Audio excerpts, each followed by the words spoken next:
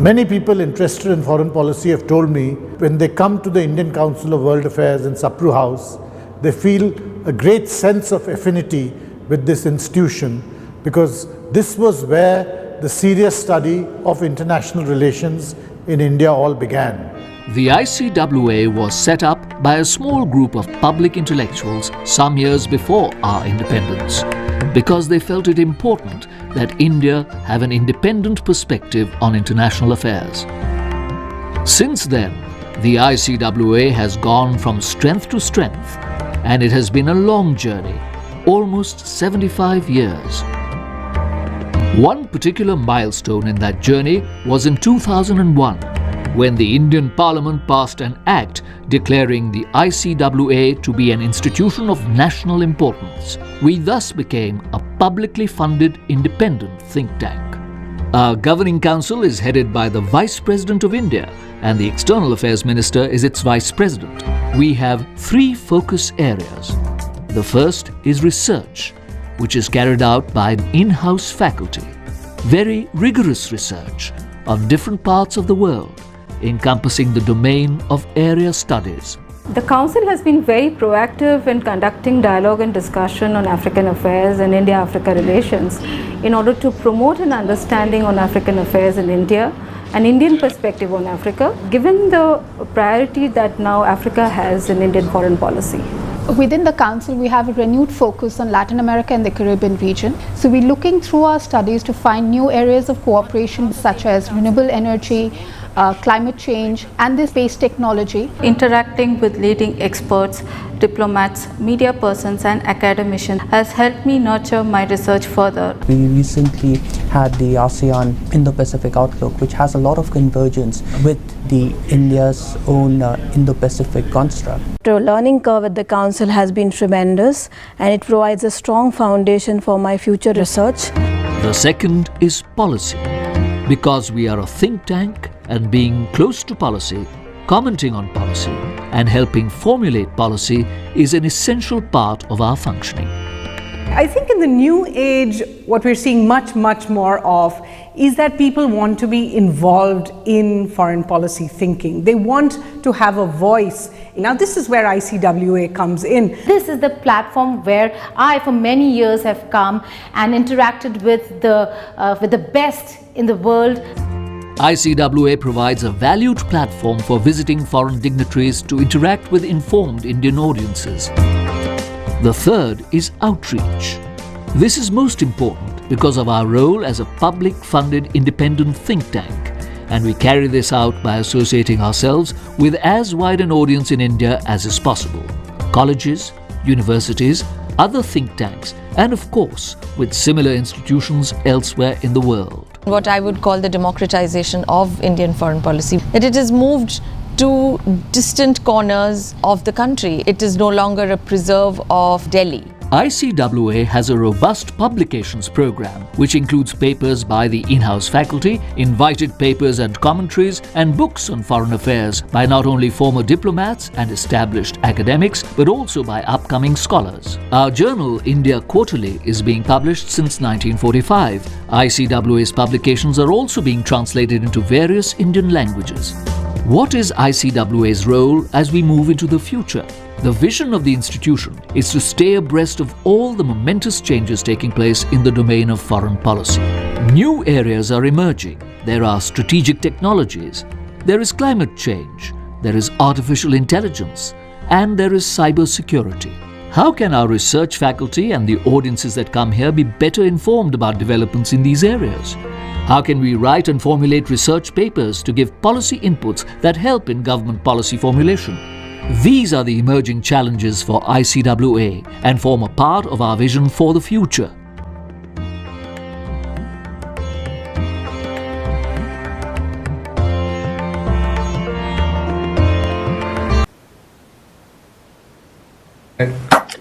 Good afternoon everyone joining from India. Good morning everyone joining from Africa.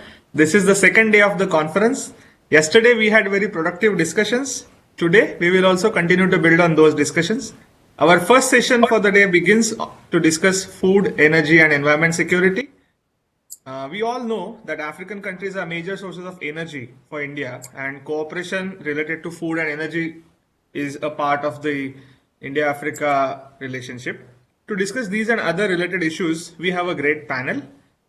Session will be chaired by Ambassador HHS Viswanathan. Ambassador Viswanathan was India's High Commissioner to Nigeria, and currently he is a Distinguished Fellow with the Observer Research Foundation. In the panel, we have Dr. Theo Acheampong. Dr. Acheampong is a petroleum economist as well as a political risk analyst. He is based in Ghana and UK. We also have Mr. Cesar Cheelo. Mr. Cheelo is an economist. He is working with the COMESA and he is an expert on issues related to food security. And then we have Dr. Debajit Palit. He is Director of Energy and Livelihoods at TERI in New Delhi. Before we proceed, few house rules. Please mute yourself when you are not speaking. You can ask questions by typing in the chat box or by using raise hand option. If you are facing any connectivity issues, please switch off your camera and continue on the audio mode. With these remarks, let me hand over proceedings to Ambassador Viswanathan.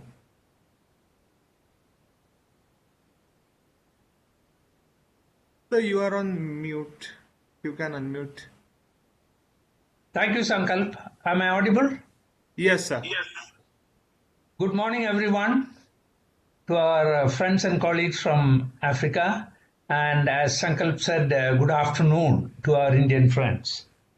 At the outset, I would like to thank ICWA for giving me this opportunity.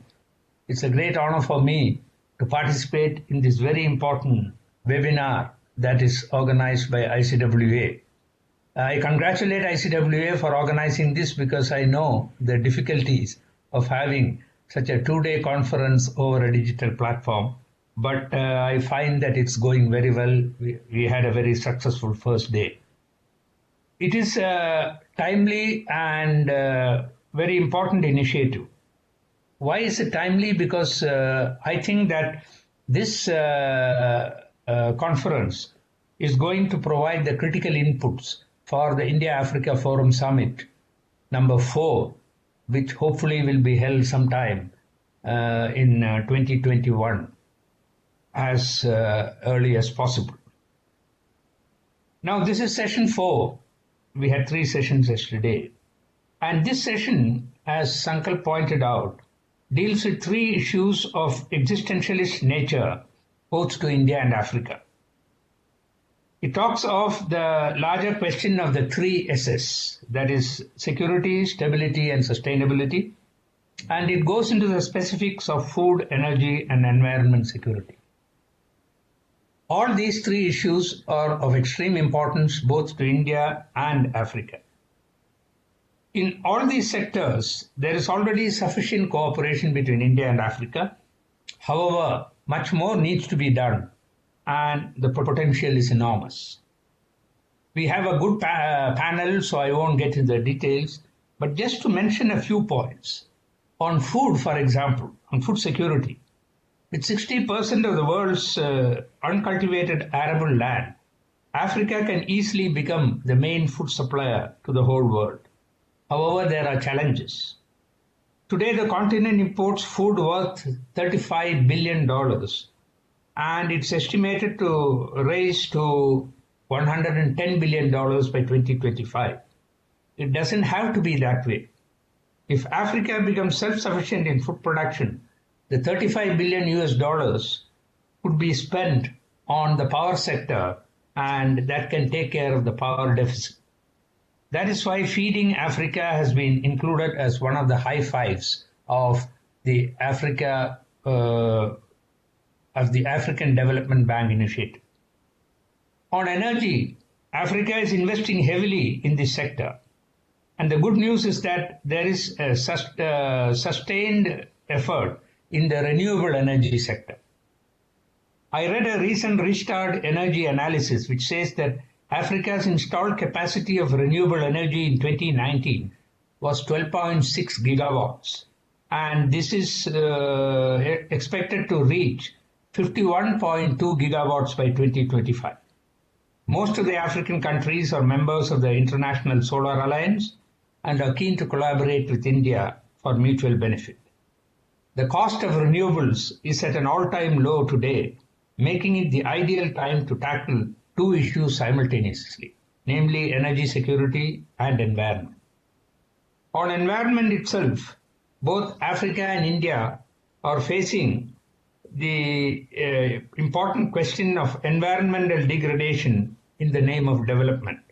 And this has reached critical levels, both in India and Africa. There is need to come up with new paradigms of growth and development. The old binary of growth or environment is outdated. It has to be growth with environment. In this context, it is commendable that the African continent is progressing well in the multinational initiative, a great initiative in the environment, that is a Great Green Wall of Africa, a green belt from Senegal to Djibouti to stop the Sahara Desert from spreading. As Sankalp said, we have to discuss these issues, three real experts who are going to give us good insights into these problems. So I'll ask them one by one. I won't introduce them because it's already in the booklet and Sankalp has already introduced them of their expertise. As per the organizer's instructions, I'll give each panelist about 15 minutes. If you prefer, after about 13 or 14 minutes, I can give you a hint so that you can conclude suitably. And that's because we plan to have at least 15 to 20 minutes for discussions. With this, let me invite Dr. Theophilus Acheampong, who is a petroleum economist and political risk analyst in Ghana. Okay. The floor is yours. Yes. Good morning, everyone. Good evening, and maybe also good afternoon as well. Thank you very much for inviting me to share my thoughts on this very topical and important issue. It is quite interesting listening to a lot of the conversation yesterday, but also in other events that I've attended this year, where the issue of energy and the issue of the environment is featuring prominently in the debate. So I'm really pleased to be here, and I thank the organizers for inviting me to share my thought. I just want to use maybe about 10 minutes just to paint a bit of a picture, and then end with some points or topics on what I think probably is the way forward in terms of India-Africa cooperation vis-a-vis energy, environment, and food security. So I would really touch on the energy and environment team together, but I'm going to frame my narrative around the energy transition and what that actually means for a lot of the emerging economies such as India and Africa, and what we can actually do based on the South-South cooperation model. And then I'll touch briefly on food security, and then hopefully finish off with some of like the strategic options, but also the policy trade-offs that needs to be taken into account going forward as we emerge out of this pandemic. So I don't want to belabor this point too much, but we would have heard a lot of the conversation about the transition even before the pandemic. But post-pandemic, a lot of the fiscal stimulus packages that governments have announced in terms of supporting the economies, some of it are actually tied to new green growth initiatives. This whole idea is couched around moving or transitioning the global energy system from a fossil-based one to one that is, zero carbon by about 2050. The dichotomy here is that the impact of such a transition on a lot of economies, including developing ones in Africa and India, is going to be quite, asymmetric or would not be the same. And therefore, it raises very, I think, important policy questions on what countries should do going forward in terms of like the energy sector more broadly. We have seen, yes, renewable energy penetrating into the African energy mix, but when you actually look at the percentage as a total of the overall energy mix, it's still below like 1% in places like Ghana, where I come from. I mean, other places you're talking less than 5 or so percent. So there's still quite a lot of opportunity in there, and I'll talk specifics about kind of the investment models that India and a number of African countries can use to address that. But the reality is that the world is fundamentally different from what we knew it just a couple of months ago. And the pandemic is only going to facilitate this move towards, cutting or reducing global emissions below the baseline levels by 2030. And there are, by 2050, sorry, there are a number of drivers. So what I just want to show you here really is that on one hand, you've got these external drivers. So you've got issues about compliance to the SDGs. You've got, changing investor preferences, even like the energy supply, the technology mix is changing. And this is based on like the paradigm of the transition. That's what you see on your left-hand side chart. But on the other hand, on your right-hand side, you've got these internal drivers, or what I would call endogenous drivers, where in a lot of the countries in Africa and also in India, we have significant fossil fuel resources, including also some renewable potential. But at the same time, there is this external constraint on being able to actually exploit those resources for our development. And then there's also the pressure coming in from governments to raise more revenue, to create more employment because of urbanization. And along that, is the part of addressing the energy trilemma, so issues of energy access, energy security, and then, of course, environmental sustainability. So immediately you begin to see, as Ambassador said, some sort of inherent conflict in this model, where the external forces and then the internal or endogenous forces are pretty much like competing with each other. But I would argue that it doesn't necessarily have to be the case.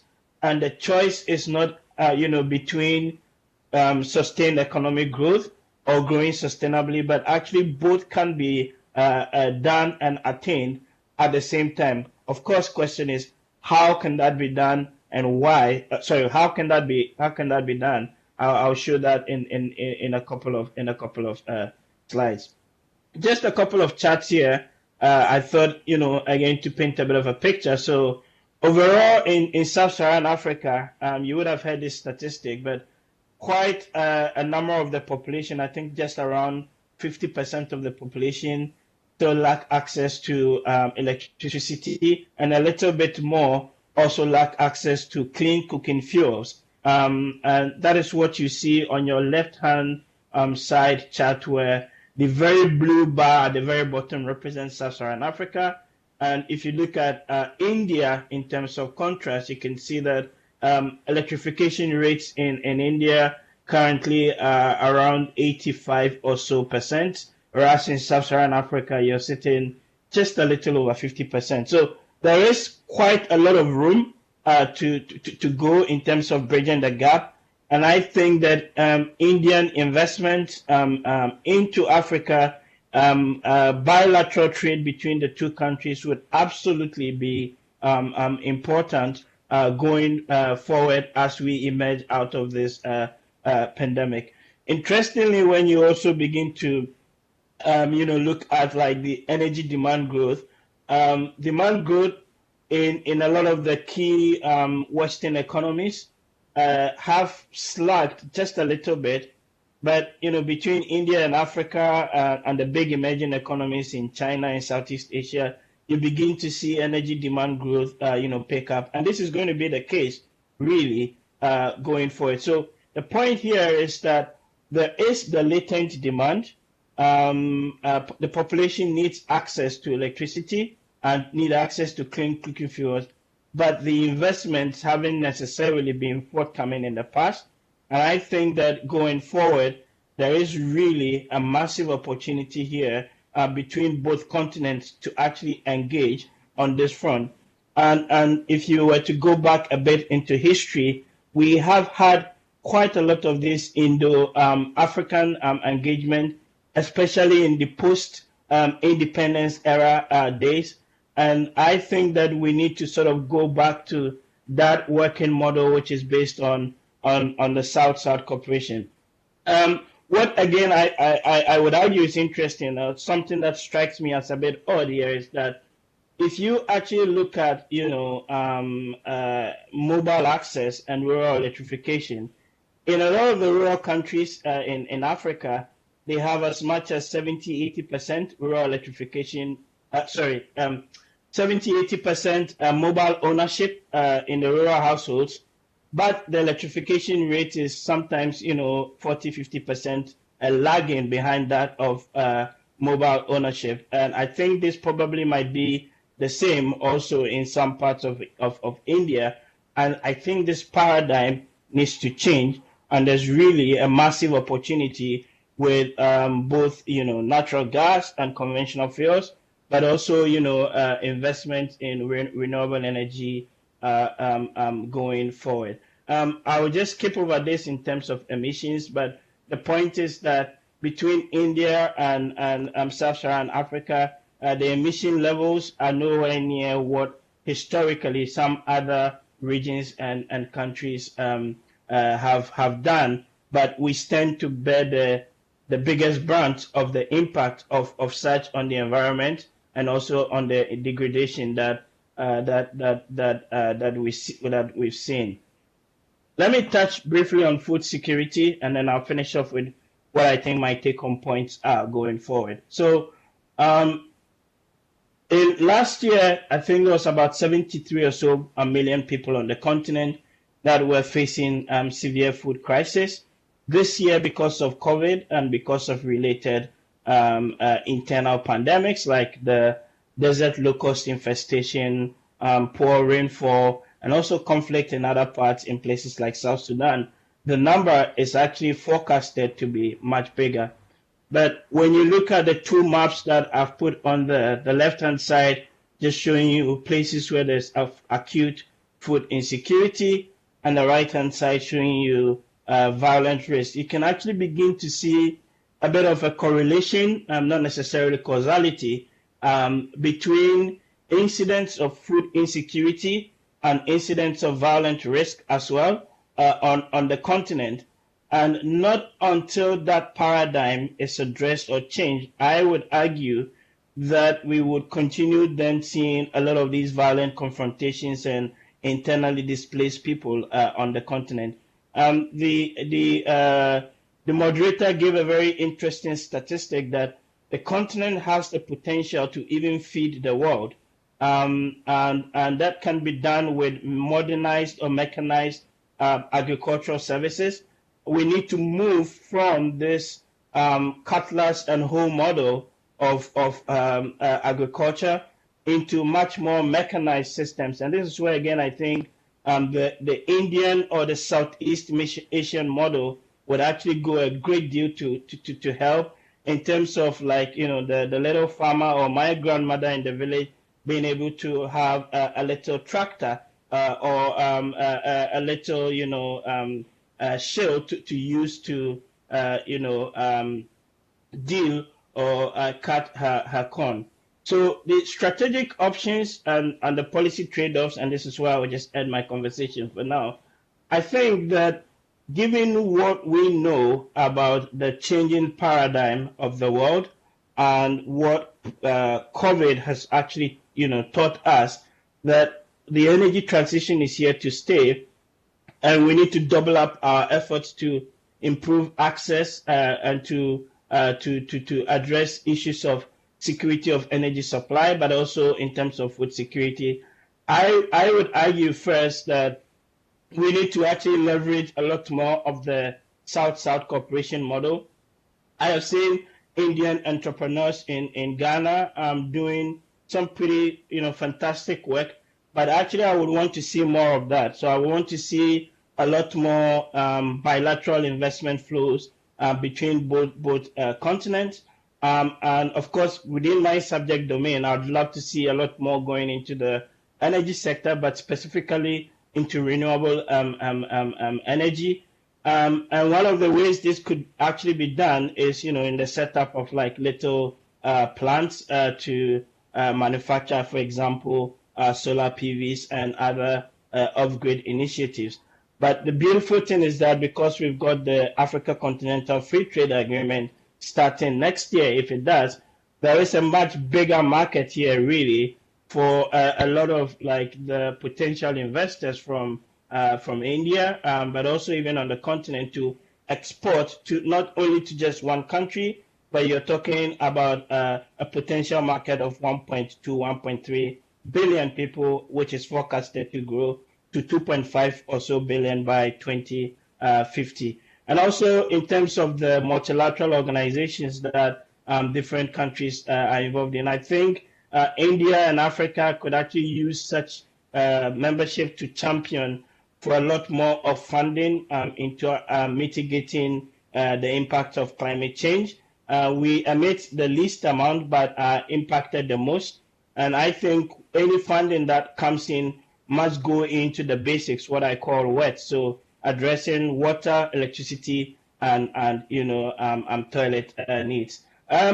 Regulatory front, there's a potential for a lot of our regulators to talk together, for example, on using auctions, etc., to bring down the cost of renewable energy supply. And finally, within the agri value chain and connected to the issue of food security, I think, again, there is a massive opportunity here to connect this to the industrial base to now expand the agricultural value chain and to move from the cutlass and hoe model to using a mechanized or semi-mechanized agriculture. So I would finish off on that rather positive note, and hopefully we can discuss some of the specifics, when we get to the Q&A. Thank you.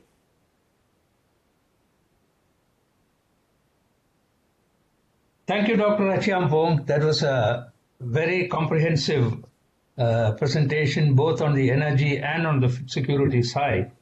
And I'm glad you mentioned the correlation, if not the causation, between the food insecurity and the levels of violence. And that is why food has been identified as one of the non-traditional security threats. And I'm also glad you mentioned the AFCFTA, African Continental Free Trade Area. And you very rightly pointed out that the Indian entrepreneurs should take advantage of the bigger market. So thank you very much for the presentation, and I'm sure there will be a lot of questions and comments on that. Now, may I introduce Dr. Cesar Cheelo, who is a research economist, Trade and Customs Division, Common Market for Eastern and Southern Africa, and he is based in Zambia. The floor is yours, Doctor. Thank you very much, Excellency. Good morning to our friends and colleagues in Africa and other parts, and good afternoon to everybody in India.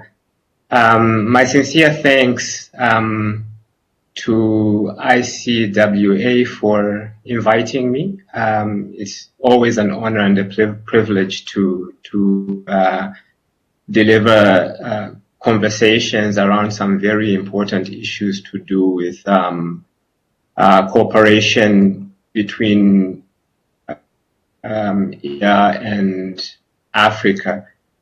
I think some of what I'm presenting is probably already preempted from the previous speaker, Dr. Theo. But let's see what sort of picture comes out. I've sort of focused on food security cooperation issues, thinking about the realities and prospects there. And because I'm not very conversant with energy issues, I thought to steer clear of those and leave them to the likes of Dr. Theo, who's significantly more competent than I am. In thinking about food security or insecurity related issues, just a quick outline, I thought we could look at some of the realities in recent times, around the world in terms of food security or insecurities. And of course, another aspect is people must eat. And that's the whole reason we talk about food, is then to think about what is the market for food around the world, particularly in the spaces that we're talking about in Africa and in India. And think about food production. What are the sources of food? Where does the food come from? And then think about food trade and implications for security. Then round it up by looking at avenues for further cooperation between Africa and India in terms of food security. So moving along very quickly, I think one of the global authorities on food issues is the Food and Agricultural Organization of the United Nations. And they have a recent publication for September 2020 that talks about the situation of food production around the world. As we get to there, I think it's important to remember that food is important for all of us, all the way from the SDGs. Ambassador mentioned the Feed Africa initiative under the Africa Development Bank. There are various interests around food, and the FAO talks about cereal production. I think the main focus on cereal is from the fact that our cereals like rice, wheat, and maize, or corn, as others would say it, those are very important sort of staple foods.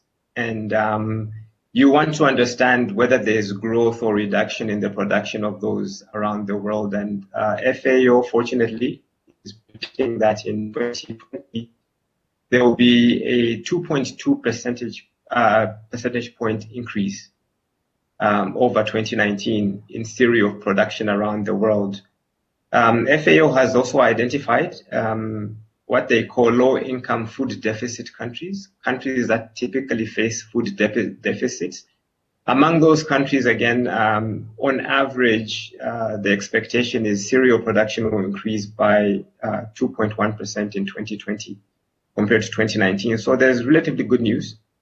But as fate would have it, in the usual manner for many years that have passed, there will still be about 45 countries around the world, including 34 in Africa and 9 in Asia, including India, where external food assistance will be required in 2020 because of these so-called pockets of food insecurity in different regions in these countries. As has been said, both by Dr. Theo and Excellency, conflict is a usual challenge. Climate change related weather shocks are also prominent in terms of affecting food production and food security. In 2020, of course, the COVID-19 pandemic has become a critical factor given the disruption to food production, food supply, and supply systems in different parts of the world. That's a quick roundabout regarding the food situation, but then I think it's important to have a sort of slightly longer term view about how the market for food is growing around the world. And using UN Department of Economic and Social Affairs data, this is what these two charts are constructed from. First of all, it's interesting to notice that Africa, the green sort of line in the chart on the right, on top, will grow quite significantly between 2015 and 2065 by 2.1%. And this is far greater growth than all the other continents in the world. This will mean that by 2065, Africa's population will have grown to 3.2 billion people from 1.2 billion in 2015. To a lesser extent, India and Asia will also be growing. and their populations there, but you see a somewhat plateauing sort of growth pattern for Asia and for India. But the basic bottom line is food and other basics, your energies, your water and sanitation and so on, will become an increasingly important thing for Africa to satisfy as well as for the world to satisfy. And the question is then, how do you do it? And the most important aspect, I would argue, and many would argue, is performance in terms of agriculture, because in agriculture, food, forestry and fisheries, this is where our food comes from.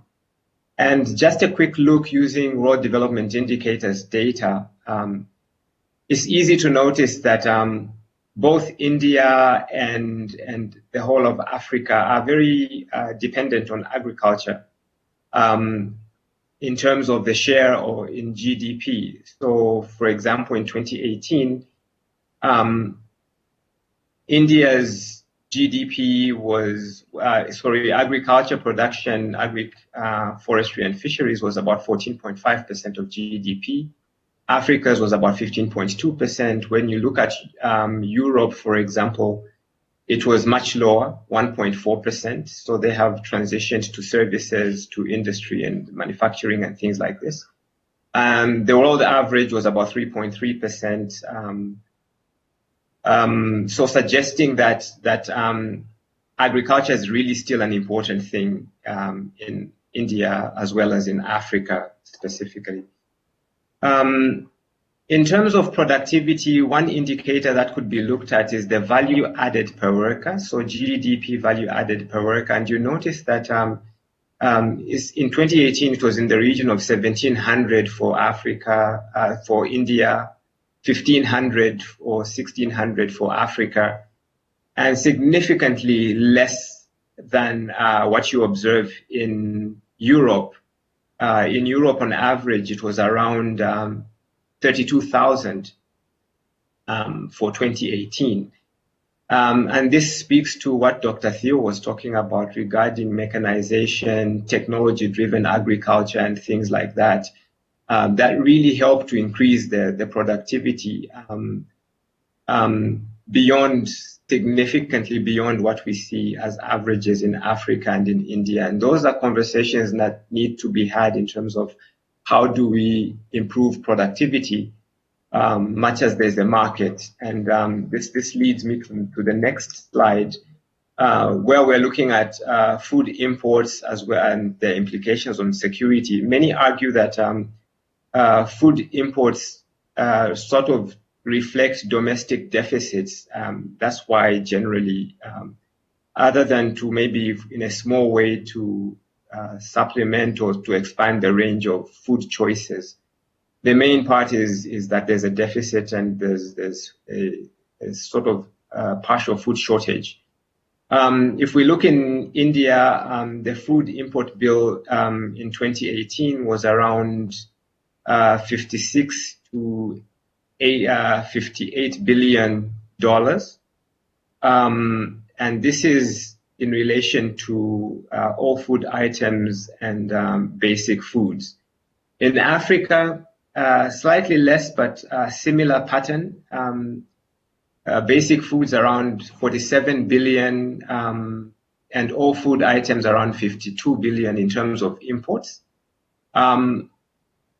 And you can see in the chart on the right, the Africa chart, that food is proportionately or relatively speaking a big proportion of total imports of all products, meaning that these countries have a high propensity to import food items, whether basic or all food items. And really, it also gives a sense that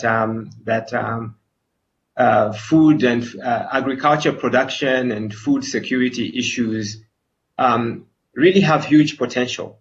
Looking at the sheer size of the import bills, then it makes sense to think about how do you improve food production and food trade.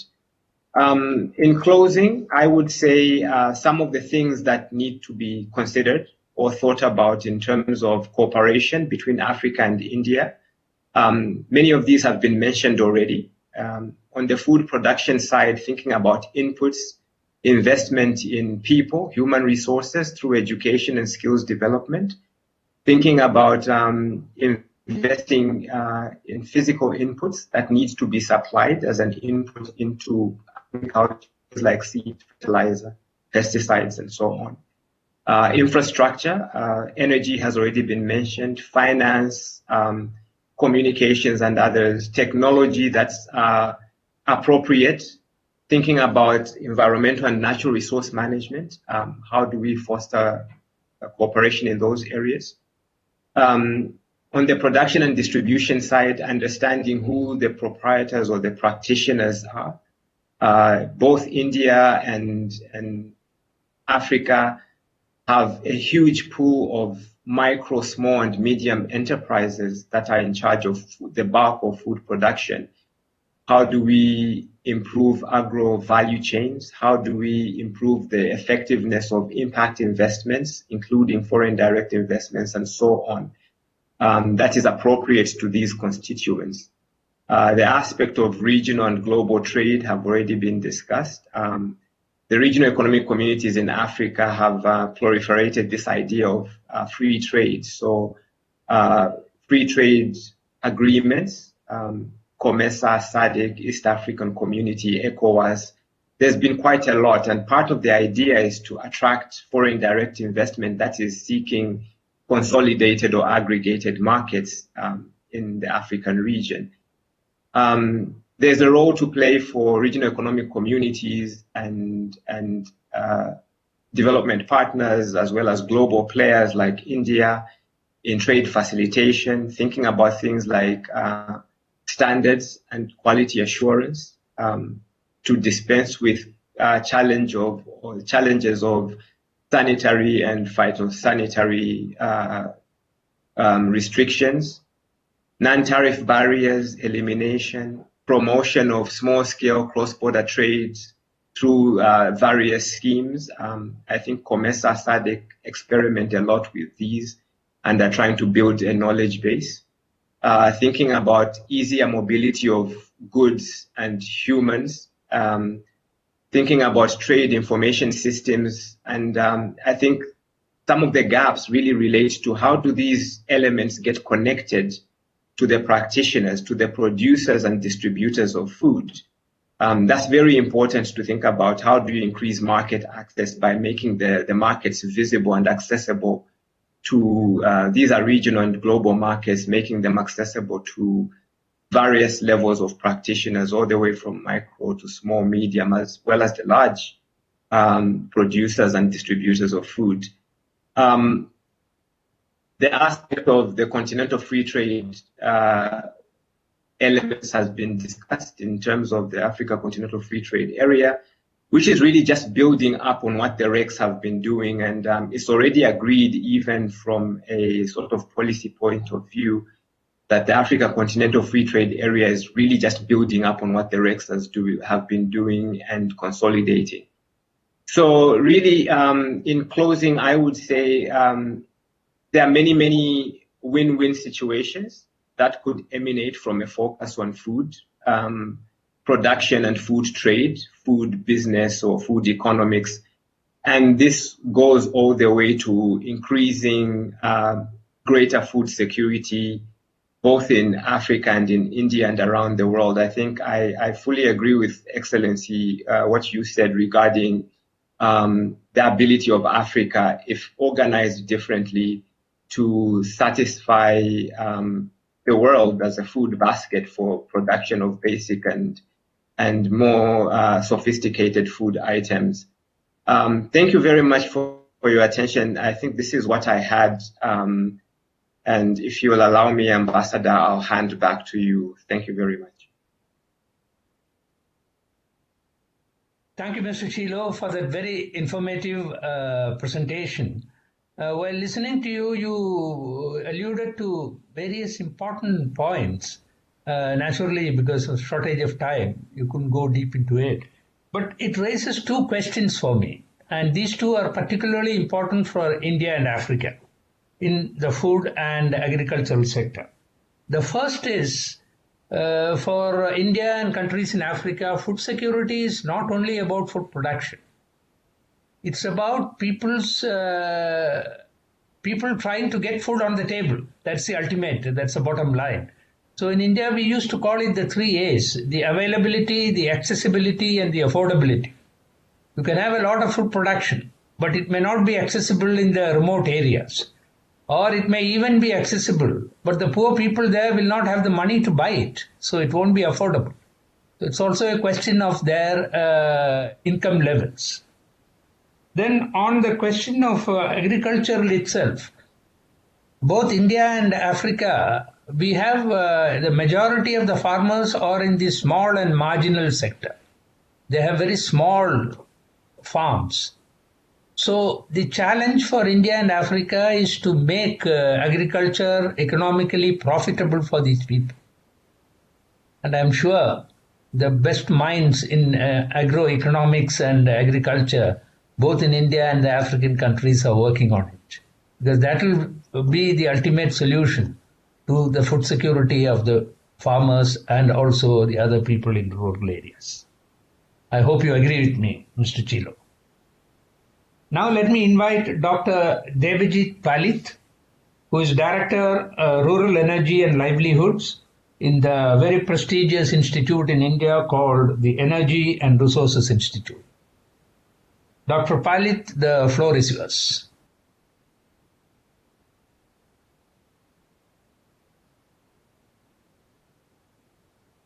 Please unmute yourself and speak.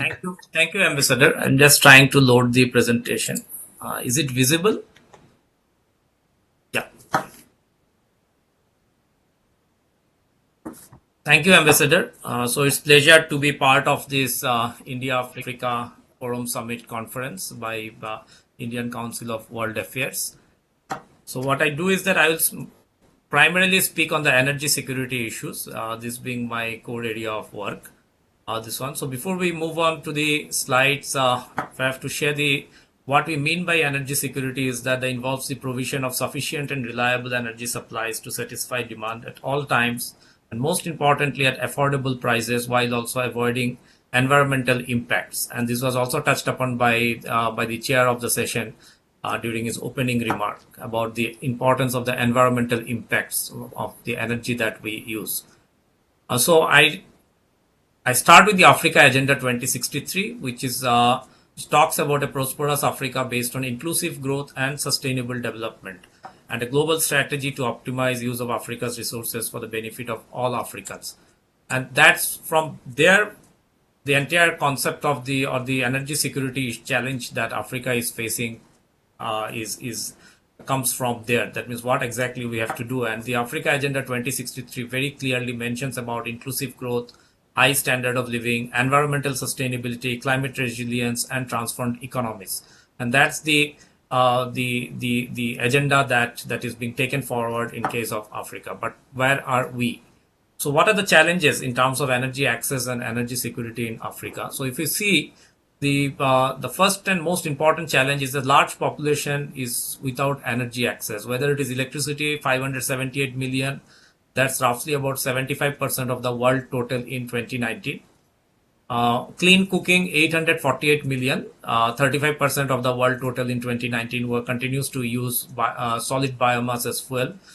However, there is a huge regional disparity within the continent itself. So 24% electricity access rate in Central Africa, it goes high up to 56% in West Africa, 47% in East Africa, and 39% in southern part of Africa. And of course, the northern part of Africa, the North Africa, is almost more than 95% electricity access has been achieved. And also the South Africa, the country South Africa also has more than 95% electricity access that has been achieved. So there's a huge disparity which needs immediate attention. If you see the spatial distribution of the incremental access, that has about 87 million people gaining electricity access between 2012 and 2014 in that 2 years. And out of that, 81 million were in the urban areas and only 6 million from the rural areas gained access. So both there is a regional disparity, and within the country also there is an urban-rural disparity. If you go by the energy, if you talk about the energy security, currently Africa has a very low power generation capacity, roughly around 168 gigawatt. If you compare it with India, India has about 400 gigawatt in 2019, whereas Africa had 168 gigawatt. The total, all the 53 countries taken together, as 168 gigawatt in 2016. There is a huge dependence on fuel import, and of course it is being imported at a high cost. The power consumption in sub-Saharan Africa is 181 kilowatt hour. If I compare with India, it is 1200 kilowatt hour. If I compare with Europe or the US, it's about 6,000 kilowatt hour per person per year. Share of renewable energy consumption is currently about 1.8%, and it is the least efficient region with 5.7 megajoule per USD GDP. There are, of course, huge untapped renewable energy resources that Africa has. Now, the challenge, if we focus on the energy access, while significant progress has been made during the last 8 years or rather last decade, there are still 789 million people without access to electricity, with 72% of them in Africa and 27% in Asia. So what has been done is that during the last 10 years, India and Bangladesh considerably progressed as far as electricity access is concerned. So in around 2005-6, roughly around 54% of the African population, that means of the total unelectrified population in the world, roughly around 52 or 54% were in Africa, and about 44 or 45% were in South Asia. Now that figure has changed to now 72% in Africa and 27% in Asia, and I will come to the point why it has happened like that. This one. Now, if I see the rate of electricity access in Africa from 2010 to 2018, you can see that the estimated population with electricity access and those who do not have electricity access are roughly the same. This one, roughly. But the projection said that the rate at which the population will be growing in Africa will be much faster than the rate at which new households would be connected. And that's the challenging point. How we can increase the rate of electrification at a faster pace than the rate at which the population will grow in Africa. And that's the challenging position, because you need a lot of money for that. And that's something where the challenge lies. I'll just give an example. For example, India now has about 98% of its households have been electrified. Now, India spent roughly around $16 billion during the last 15 years for electrification of all households in India. If I add the clean cooking access, probably India has spent another $8 to $10 billion for providing LPG connections to all households. Now that's the type of money that you need to provide electricity access. Now, how do you generate that type of money? That's the challenging question that Africa has to address. Now, the total primary energy supply of Africa currently, mostly it is biofuel, and of course for electricity generation and for transportation, crude oil and coal and other things are there. But the good thing is that if you see the electricity generation in Africa, if you build the scenario, so different scenarios says that from now to 2040, the share of renewables is going to increase by leaps and bounds. And that's where Africa has a huge potential for leapfrogging directly from the biomass fuel or the traditional fuel to the most modern fuel, that is the renewable energy. So they can in between totally bypass the fossil fuel or the dirty fuels that other countries of the world has used to build their energy access portfolio. This is something like the way the mobile telephony has worked in Africa, that Africa, almost all the countries in Africa completely bypassed the landline telephony and directly moved to the mobile telephony. Now, in case of energy access and energy security also, Africa can directly move towards the renewable energy based economy, completely bypassing the fossil fuel based economy that India or other South Asian countries has developed over the years. So that's a very positive sign. There are regional energy initiatives in Africa. I think that's another positive sign that most of the region now has energy initiative. They formed an association, whether it is the West African Clean Energy Corridor or the West African Power Pool, the Pan-Arab Clean Energy program, the ECOWAS, under which there is a renewable energy and energy efficiency program called ICRI, the Africa Clean Energy Corridor, or whatnot. That means every region has an organization or an institution formed to steer the renewable energy and energy security issues in Africa, and that's a very positive sign that they have been able to form it. Compared to that, Africa, for example, in West Africa, has an excellent West African power pool institution, which is helping in importing and exporting of electricity between different countries. Whereas in case of South Asia, we have not been able to develop such a regional collaborative because of various political and other issues. But we have not been able to develop at the end of the day. But Africa, in case of West Africa, they have developed and they're running it very successfully. This one. So there are opportunities for renewable energy in Africa. If we take the 2030 goal, then we can see that hydro 101 gigawatt, concentrated solar power 38 gigawatt, solar PV 31 gigawatt, wind 101 gigawatt. So there is a huge potential that is there, which is untapped and which needs to be exploited in a sustainable way. And for that, a lot of investments need to come into Africa. There are also good practices. The self-help electrification scheme in Ghana, which helped Ghana to achieve more than 75% having access to electricity in the rural areas. The West African Power Pool, which is an energy exchange between 14 countries. Renewable energy exploitation in Cape Verde, where they have 25 megawatt of wind, which is almost 90% of the West Africa. The pay-as-you-go model for solar home systems and LPG, which this one has been very successfully tried out in East Africa, in the East African countries, and multifunctional platforms for productive energy use in a decentralized manner, which has been successfully tried out in West African countries.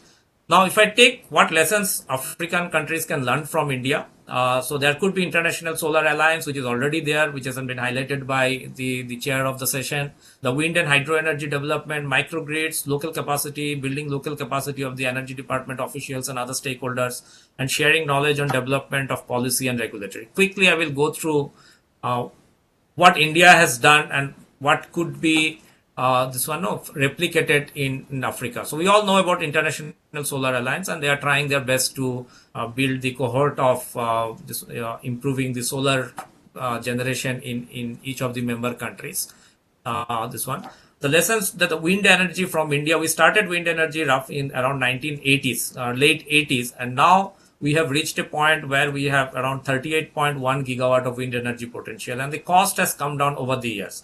So how it has been achieved? So there is a regulatory and federal government support, conducive policies, enabling regulations, fiscal and financial aids, repowering of turbines, offshore wind intervention being taken up.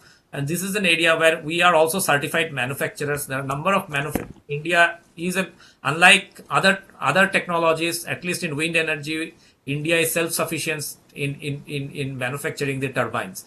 So this is an area where a lot of experience can be taken to Africa and used.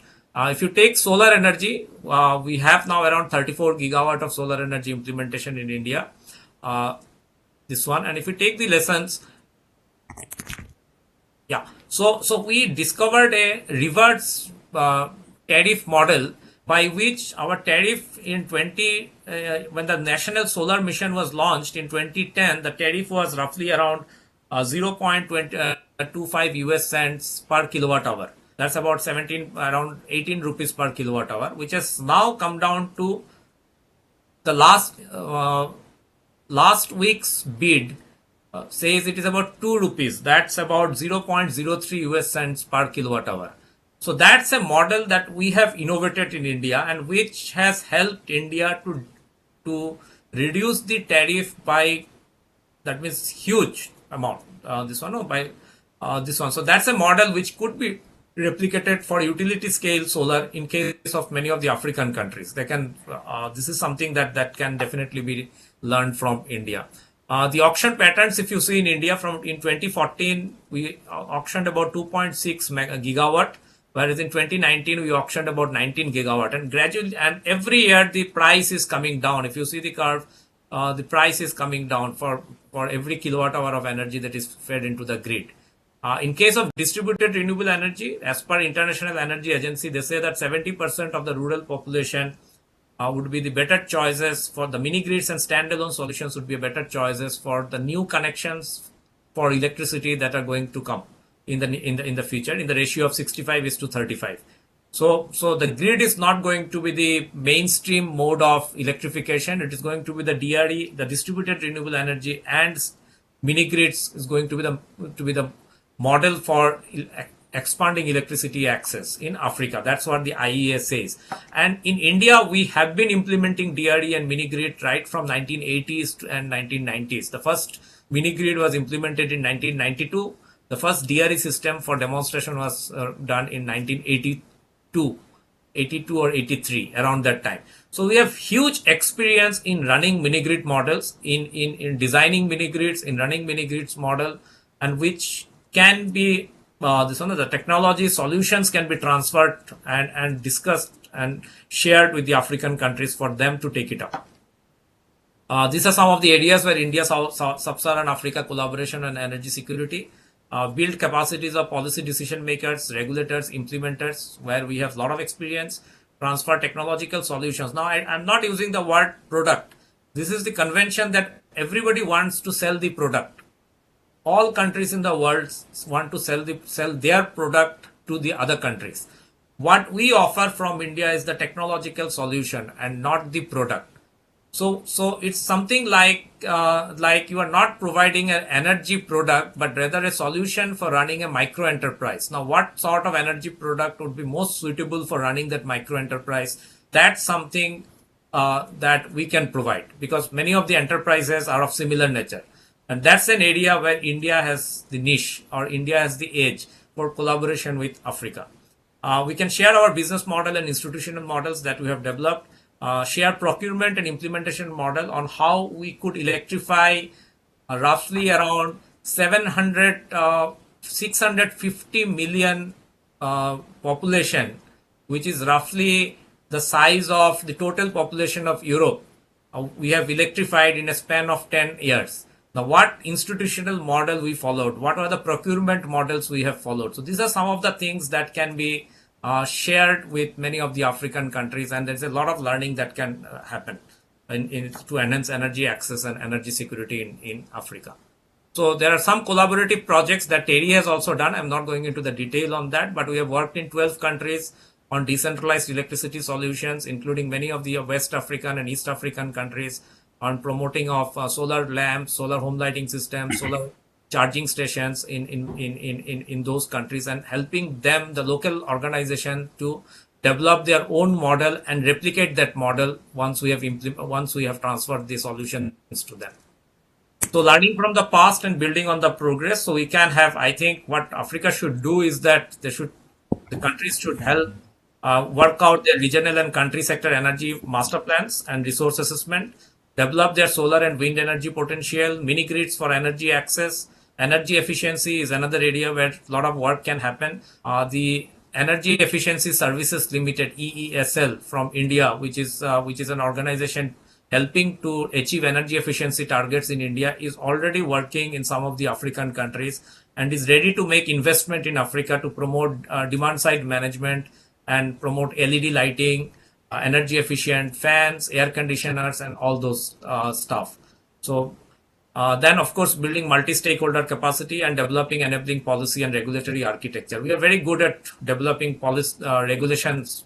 This one among the different developing countries, we have very regulations for the energy sector in India, and that's something that definitely can be shared with the African countries for them to build their own regulation as depending on their local need. Yeah, thank you. So that's in a nutshell about the collaboration that we can do between the two, I would say, the two land masses. Thank you. Over to the chairman, Ambassador sir. Thank you, Dr. Palit.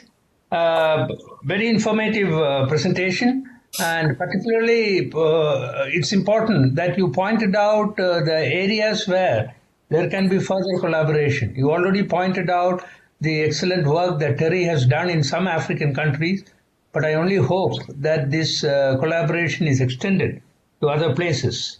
You mentioned the most important point of the Africans being in a very advantageous position that in their development of the energy sector, they can leapfrog and bypass some of the traditional methods the other countries used and the environmental costs.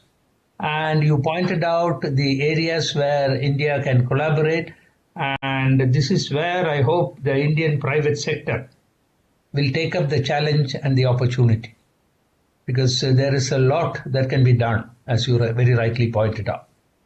Now, we have had three excellent presentations from three slightly different perspectives, giving us a lot of food for thought. So now I think we have 15 minutes for Q&A and discussions. Now let me go to the people and see if anybody has raised the hand. I don't see any hand, and let me go to chat. There is no message either. So I think Nivedita will ask the first question.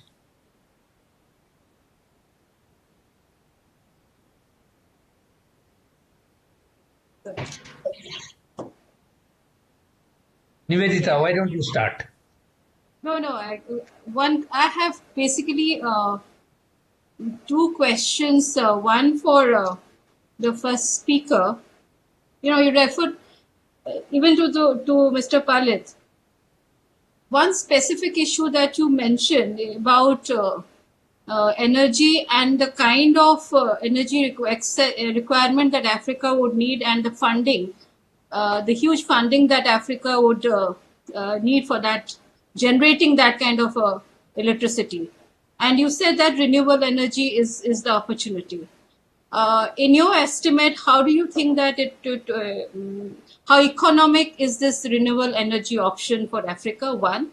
Second, second question is for the first speaker. You talked about multilateral funding, but you didn't mention about what kind of multilateral funding access can be available, or India and Africa can cooperate in terms of meeting these energy generation, for meeting energy requirements of Africa.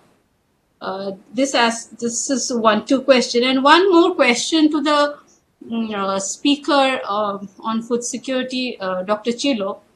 You raised a lot of points about food production, increasing food productivity, and in that sector, India has been partnering with Africa in various fronts.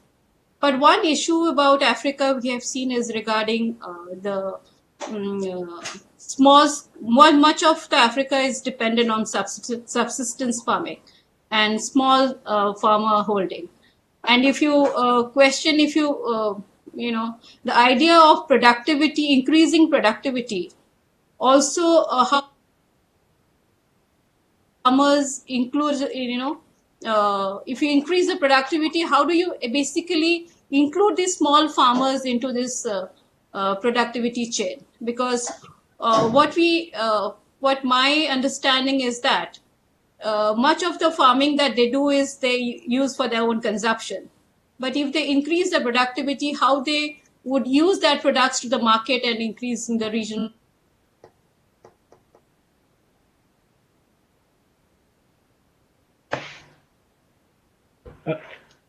Okay, maybe I can take the first question, and then Dr. Palit can also jump in.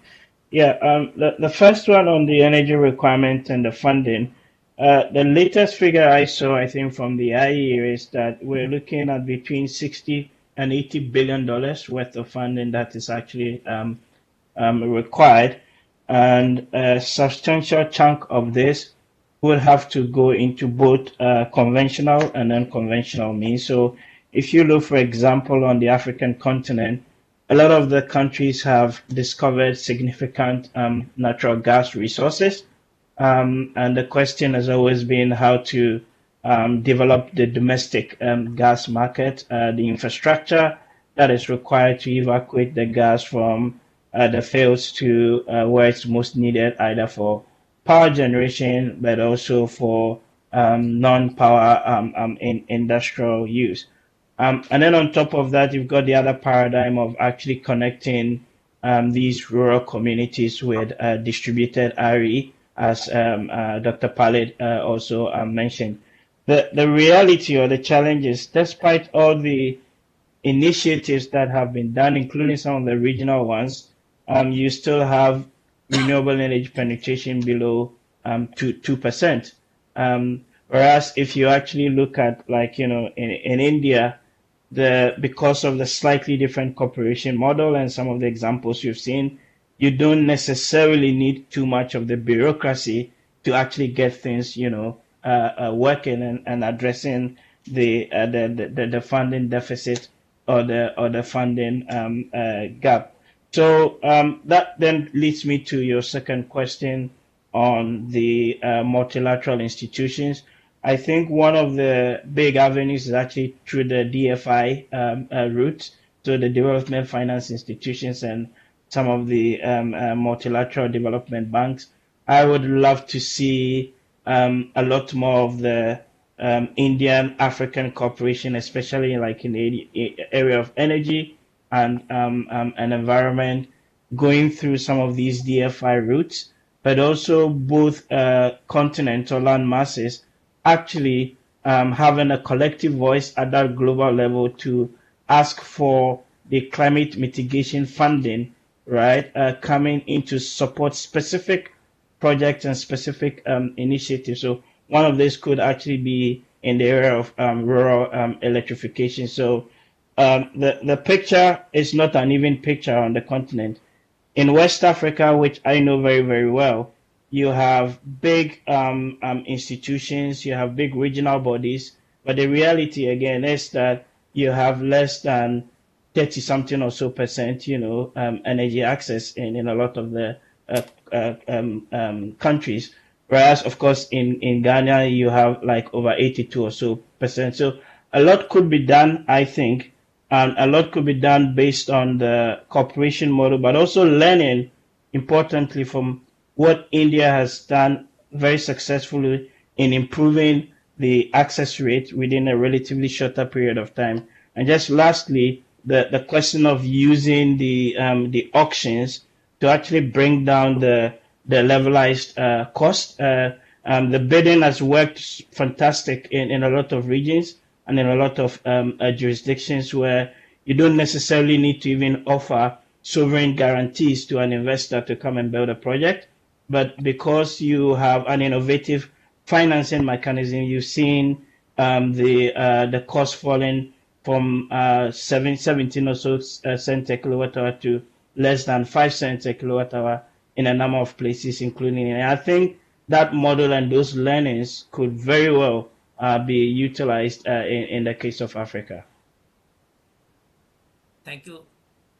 So Dr. Nivedita, to answer your question, just to give some numbers. So some estimates suggest that just for the electricity access, about $52 billion per year is required from now and to achieve 100% electricity access in Africa. This one. So that's the type of money that is needed. Now, having said that, I personally feel that finance is not the major issue. I don't think there is not enough money floating around. What is issue is that you need a stability of policy. What you need is that you need better governance in the countries. So if you have stability of policy, the private sector would like to invest, other country or the development financial institutions would also like to pour in their money in for such type of things. But unless there is a stability in policy, that is not going to happen. I'll give an example. Some of the countries in Africa, that means they had excellent mini-grid policies for implementing mini-grids. A lot of private sector companies were putting up mini-grids to provide energy access. Now suddenly the policy changed. Now because of the change in policy, there is an uncertainty. Now that is something that needs to be worked out by the different countries. And I would like to have that instead of having a country level policies, maybe a regional level policies might bring in better investments in the different regions in Africa. Because unlike India, which is a big country, the African countries, many countries are small, some are medium sized, some are big. So it could be a more appropriate to have a regional policy stability working towards a common goal but in this one or in the respective countries might bring in more private sector investment. Number one. Number two is that you can bundle things. For example, if we take an example from India, the energy efficiency services, this EESL company, which is a government owned, they could they bundled the LED this one dissemination, the LED lights basically in India, and the price came down from roughly around $6 per light per bulb to less than $1 within a span of 3-4 years, because they have bundled the entire thing and asked the different private sector companies that instead of selling me 10,000 lights, I'm going to take you 10 million lights bulb. How much would be your price? So they gave a policy clarity and bundled everything, and that helped in reduction of the prices. Now, this is something that International Solar Alliance is also trying for the African countries.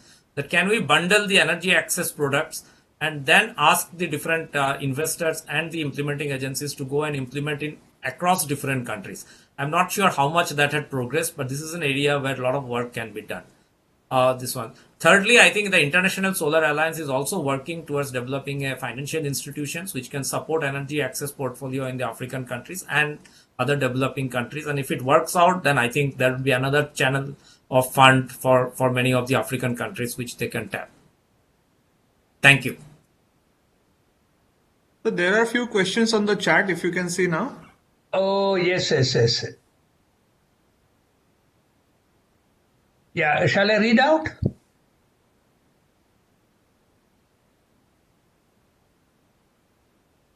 Yeah, there is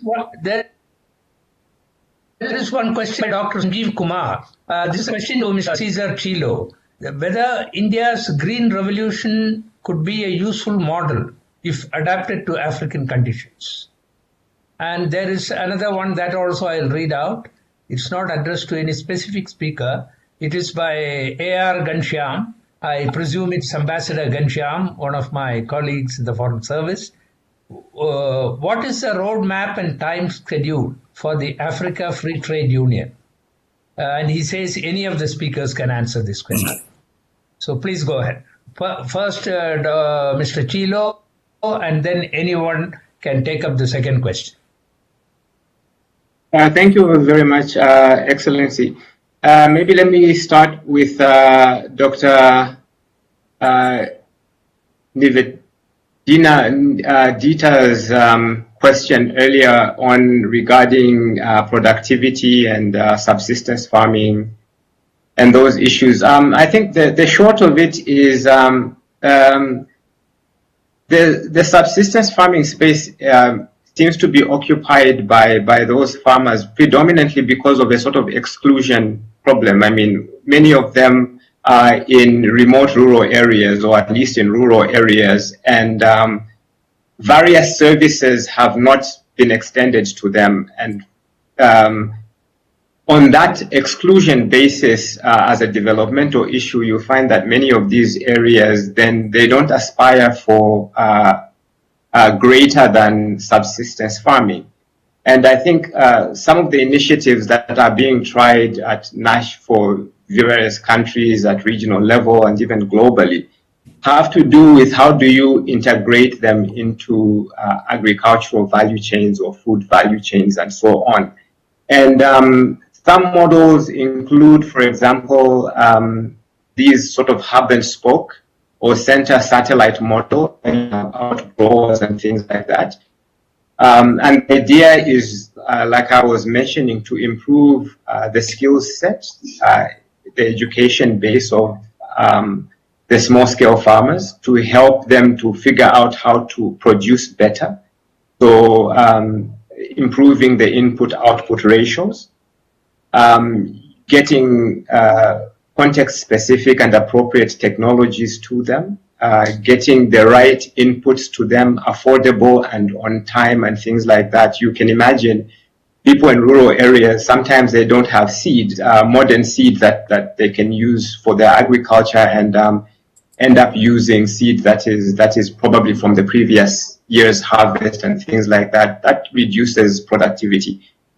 So there are many different elements that are being experimented with, and I think that is the idea, to see how to bring together different infrastructure, different supply side constraints being lifted, to try and improve the level of aspiration among so-called subsistence farmers, so that they aspire for more than just their own consumption and are able to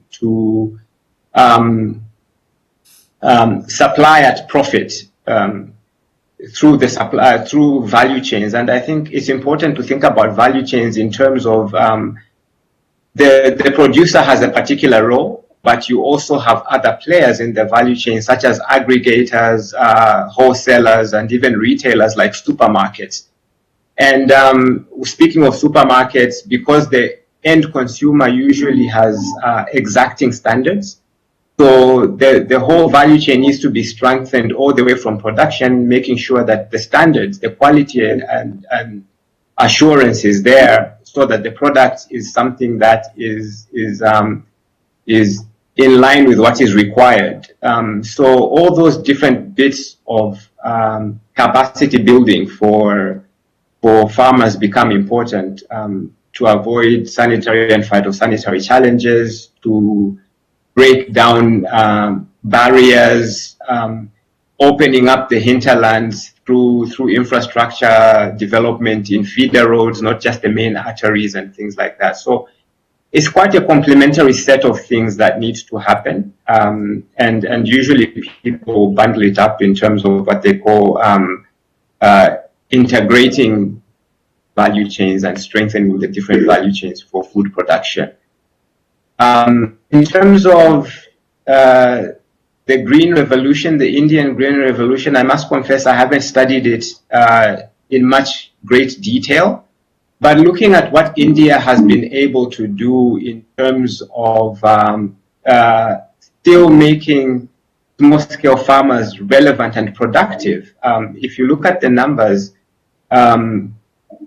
while the average is pretty high in Africa, there's quite a variation in terms of value added per worker. There's quite a variation, and it's being brought up by countries like Egypt and Ethiopia and South Africa that have very high value added per worker in terms, because they have mechanized, because they have paid attention. But many of the African countries, their value added per worker, because they have such micro and small enterprises, tends to be very low.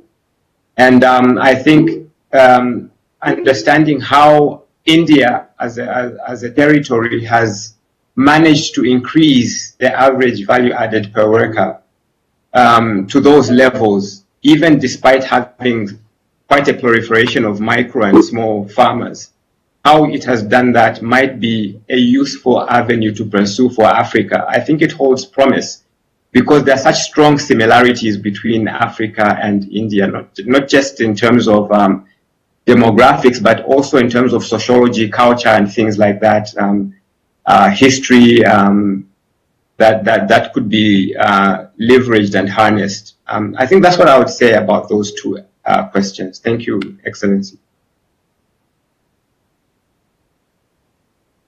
Now, coming to the question by Ambassador A.R. Ghanshyam on the roadmap and time schedule for the Africa Continental Free Trade area. Yeah. Would any of the speakers like to take it up?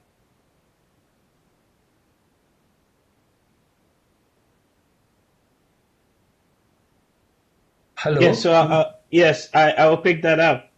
Yeah, please do. Okay, sure. I mean, yeah, so you're looking at a 10 to 15 year window. The actual implementation starts next year. So it was meant to have fully commenced this year, but was postponed. The secretariat of the AFCTA is now fully set up in Accra, Ghana, and it's actually running as we speak. But the actual processes and protocols leading to a full market liberalization is going to take place over 10 to 15 years. And this is made up of two blocks or chunks. So you have non-sensitive products that you have a schedule of between 5 to 10 years, depending on the country classification of whether they're least developed and non-least developed. And then you also have the sensitive products tariff liberalization that is taking place over a period of 10 to 13 years. The process itself is broken into 2 phases. So currently phase 1, which is mainly being worked on, is addressing the protocol issues on trade in goods and protocols on trade in services, which leads to the dispute mechanism and the dispute resolution treaties, for example, things around the most favored nation exemptions. And then beyond that, which is what is being really done now, you go into the phase 2, where the protocols on competition policy, intellectual property, and protocols on investment would also be worked out. But that's going to be a bit more challenging, and it will take place in the next kind of 5 to 10 years. So it's very early days yet, and a lot of the work being done now is around the protocols on trading goods and services, dealing with MFN, rules of origin, trade facilitation, non-trade barriers, such as what Dr. Cheelo has alluded to.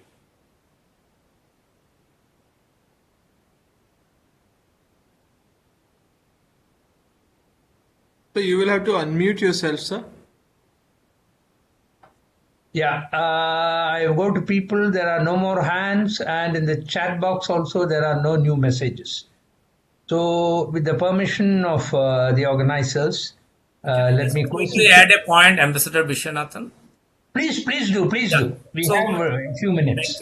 Thank you. So one point I think that has not been touched, this one, and which I feel there is a strong possibility or strong collaboration possibility between these two landmarks is both India and the African countries have not done enough on post-harvest agricultural processing. This one. So we also lose a lot of our product, agricultural product, horticultural product on wastage. The Africa definitely has not yet reached that position. So what I feel is that there could be a completely from a clean slate, we can start work on developing technologies, first trying them out in India and testing them, and then creating the market not just in India but also in Africa on post-harvest technologies, which will also help in food security and also using the renewable energy and energy efficiency in a way that also contribute to the food security. So that's an area where there could be a lot of work that could be done for the benefit of both India and the African countries. Thank you, Dr. Palit. That was a very valid point on which people could work. Now, we have come to the end of this session. We are 5 minutes behind schedule, but it was worth it because this session produced a lot of good ideas, which I'm sure will be taken up for further work. And I personally learned quite a bit on all the 3 sectors of food security, the energy security, and environment security. So without much ado, before closing the session, let me request everyone to join me in appreciating the 3 panelists who gave excellent presentations. And I hand over to the organizers, also wishing all the best for the rest of the sessions and all the success of the conference. Thank you very much. Thank you, Ambassador Viswanathan. Thank you, Dr. Palit. Thank you, Mr. Cheelo. Thank you, Dr. Acheampong. We had a great start to the day. Now we'll take a short break and we'll reconvene at 3:35. Please note 3:35. Thank you.